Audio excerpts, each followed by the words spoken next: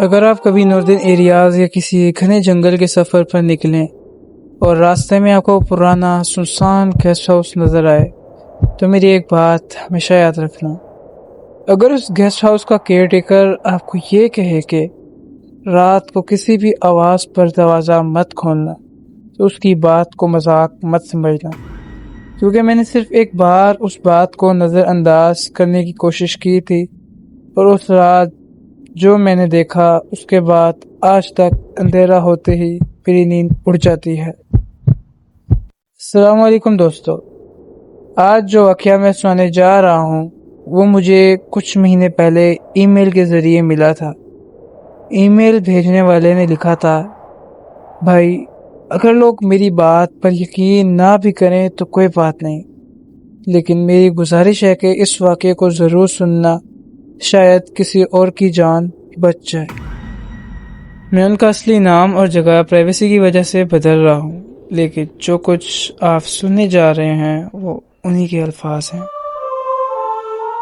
میرا نام سعد ہے. اکتوبر کا مہینہ تھا. میں اپنی وائف اریبہ، والد اور 12 سال کی چھوٹی بہن کے ساتھ ناردرن ایریاز گھومنے گیا تھا.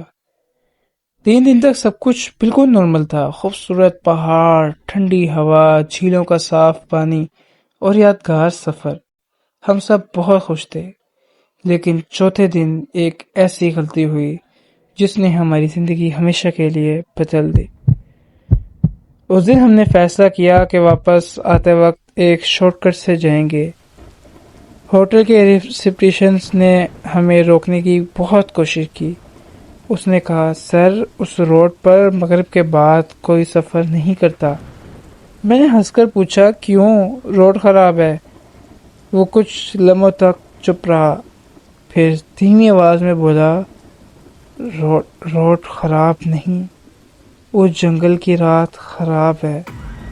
اس وقت مجھے لگا شاید وہ ہمیں ڈرا رہا ہے. ہم ہنس کر نکل گئے. شام ڈل رہی تھی. آسمان پر سیاہ بادل چھا گئے. کچھ ہی دیر میں اتنی گھنی دھند چھا گئی کہ ہیڈ لائٹس کی روشنی بھی 10-15 میٹر سے آگے نہیں جا رہی تھی. نیٹ ورک بالکل غائب ہو گیا. گوگل میپ فریز ہو گئے. روڈ پر نہ کوئی گاڑی تھی نہ کوئی انسان، صرف گھنا جنگل اور اتنی خاموشی کہ اپنی سانسیں بھی صاف سنائی دے رہی تھیں. اچانک گاڑی جھٹکا کھا کر بند ہو گئی. میں نے دوبارہ سٹارٹ کرنے کی کوشش کی لیکن انجن بالکل ڈیڈ تھا. ہم سب گاڑی سے باہر نکلے. جنگل کی ٹھنڈی ہوا میں ایک عجیب سی بدبو تھی، جیسے گیلی لکڑی اور پرانی مٹی کی ہوتی ہے. تبھی میری چھوٹی بہن نے اچانک میرا بازو پکڑ لیا. اس کا چہرہ سفید پڑ چکا تھا. اس نے جنگل کی طرف انگلی کرتے ہوئے کہا، بھائی وہاں کوئی ہمیں دیکھ رہا ہے. میں نے فوراً ٹارچ ماری اس طرف، لیکن وہاں کچھ بھی نہیں تھا، صرف درخت اور گھنی دھند. مجھے لگا اس کو وہم ہوگا. کچھ منٹ بعد گاڑی اچانک خود ہی سٹارٹ ہو گئی. ہم فوراً وہاں سے نکل گئے. تقریباً 10 منٹ بعد روڈ کے کنارے ایک پرانا سا لکڑی کا بورڈ نظر آیا. اس پر لکھا تھا، لاسٹ گیسٹ ہاؤس 800 میٹر. اس بورڈ کے نیچے کسی نے لال پینٹ سے صرف 2 الفاظ لکھے ہوئے تھے، واپس چلے جاؤ. اس وقت ہمیں لگا کسی نے مذاق کیا ہوگا، لیکن اگر اس وقت ہم گاڑی گھما کر واپس چلے جاتے تو شاید آج یہ کہانی سنانے کی ضرورت ہی نہ پڑتی. روڈ سے مڑتے ہی کچا راستہ شروع ہو گیا. دونوں طرف اتنے گھنے درخت تھے کہ آسمان بھی مشکل سے نظر آ رہا تھا. گاڑی کی ہیڈ لائٹس صرف لکڑی کے تنوں اور دھند کو چیر رہی تھی. تقریباً 5 منٹ بعد وہ بلڈنگ سامنے آ گئی. پرانی 2 منزلہ لکڑی کی عمارت. بالکنی کی ریلنگ ٹوٹ چکی تھی. کھڑکیوں کے شیشے دھول سے ڈھکے ہوئے تھے اور پوری بلڈنگ میں صرف ایک پیلی روشنی چل رہی تھی. میری وائف نے دھیمی آواز میں کہا، ساتھ مجھے یہ جگہ بالکل ٹھیک نہیں لگ رہی. میں نے کہا، صرف ایک رات کی ہی تو بات ہے، صبح ہوتے ہی نکل جائیں گے. ہم سب گاڑی سے اتر کر دروازے تک گئے. میں نے 3 مرتبہ نوک کیا، اندر سے کوئی جواب نہیں آیا۔ دوبارہ نوک کیا، اس بار دھیرے دھیرے لکڑی کا دروازہ کھلنا شروع ہوا۔ دروازے کے پیچھے ایک بہت بوڑھا آدمی کھڑا تھا، سفید بال، لمبی داڑھی اور آنکھیں اتنی پھیکی کہ لگتا تھا جیسے ان میں رنگ ہی نہ ہو۔ اس نے ہمیں کچھ لمحوں تک غور سے دیکھا، پھر صرف اتنا بولا، رات گزارنی ہے؟ میں نے ہاں میں سر ہلا دیا۔ اس نے بنا مسکرائے ہمیں اندر آنے کا اشارہ کیا۔ اندر قدم رکھتے ہی عجیب سی ٹھنڈک محسوس ہوئی، جیسے باہر سے زیادہ سردی اندر ہو۔ ہال میں پرانی تصویریں لگی ہوئی تھیں، ان میں سے اکثر کے چہرے دھندلے ہو چکے تھے۔ ایک پرانی گاڑی دیوار پر لگی تھی، لیکن اس کی سوئی دوست تارا پر رکی ہوئی تھی۔ میں نے مذاق میں کہا، لگتا ہے بیٹری ختم ہو گئی۔ بوڑھے کیئر ٹیکر نے فوراً میری طرف دیکھا، اس کی نظر دیکھ کر میری بات وہیں رک گئی۔ اس نے دھیمی آواز میں کہا، یہاں کچھ چیزیں کبھی ٹھیک نہیں ہوتی۔ میری ریڑھ کی ہڈی میں ٹھنڈی لہر دوڑ گئی۔ اس نے ہمیں اوپر پہلی منزل پر ایک کمرہ دے دیا۔ کمرہ پرانا تھا لیکن صاف تھا، 2 بستر، ایک الماری اور ایک کھڑکی جو سیدھا جنگل کی طرف کھلتی تھی۔ سامان رکھتے ہی میری چھوٹی بہن کھڑکی کے پاس گئی۔ اچانک وہ گھبرا کر پیچھے ہٹ گئی۔ بھائی، کوئی باہر کھڑا ہے۔ میں فوراً کھڑکی تک گیا، ٹارچ کی روشنی باہر ماری۔ صرف درخت، دھند اور ہوا، کوئی نہیں تھا۔ میں نے پردہ بند کر دیا۔ نیچے کھانا کھانے گئے تو کیئر ٹیکر نے صرف دال اور روٹی رکھی۔ پورے کھانے کے دوران وہ ہمیں دیکھتا رہا۔ جب ہم اٹھ کر واپس کمرے کی طرف جا رہے تھے، اس نے پیچھے سے آواز دی۔ ہم سب رک گئے۔ اس نے بہت آہستہ کہا، ایک بات یاد رکھنا، آج رات اگر کسی بھی وقت دروازے پر نوک ہو، چاہے آواز کسی اپنے ہی کی کیوں نہ ہو، دروازہ بالکل مت کھولنا۔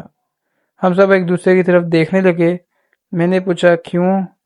بوڑھا آدمی کچھ دیر تک چپ رہا، پھر اس نے صرف اتنا کہا، جو باہر ہوگا وہ انسان نہیں ہوگا۔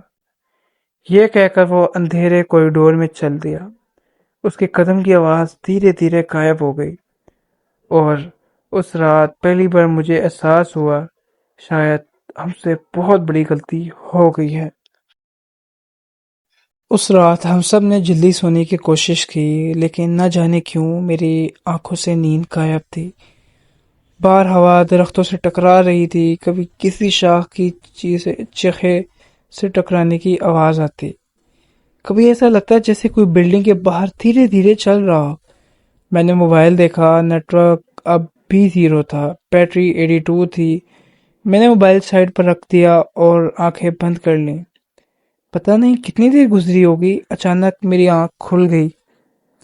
کمرے میں عجیب سی خاموشی تھی، نہ ہوا کی آواز، نہ کسی کے چلنے کی، بس ایک ہلکی سی ٹھک، جیسے کوئی لکڑی کے فرش پر قدم رکھ رہا ہو۔ پھر دوبارہ ٹھک، اور پھر یہ آواز کوریڈور سے آ رہی تھی۔